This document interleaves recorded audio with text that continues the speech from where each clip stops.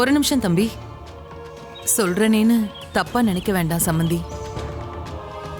கல்யாணத்துக்கு அப்புறம் வைக்கிற பொங்கல் பையன் வீட்டு குலதெய்வ கோயில்ல தான் வைக்கணும்னு சொல்லுவாங்க. ஆரம்பிச்சிட்டிங்களா? எப்போ பார்த்தாலும் முறை வழக்கம்னு ஏதாவது ஒரு பிரச்சனை பண்ணிட்டே இருங்க. டாய் இருடா, முதல்ல அவங்க என்ன சொல்ல வராங்கன்னு கேட்போம். நீங்க சொல்லுங்க.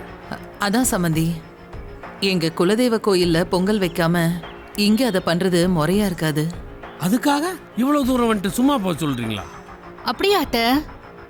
அப்போ நான் இப்ப எங்க கோயில பொங்க வைக்க கூடாதா?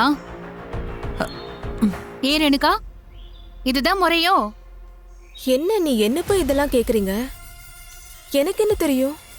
ஏன் அத்தை உனக்கு இதெல்லாம் சொல்லி தரலையா? அவங்களுக்கு தான் எல்லாம் தெரியுமே. உங்க பிள்ளைய வீட்டோட மாப்பிள்ளைய அனுப்புற அளவுக்கு உங்களுக்கு மனசு இருக்கு. அப்புறம் எதுக்கு அத்தை இந்த வீண் பிடிவாதம்? அதனால நீங்க என்ன பண்றீங்க? அவர் வந்ததும் முதல் வேலையா எங்க 2 பேரையும் என் வீட்டுக்கு அனுப்பி வச்சிருங்க.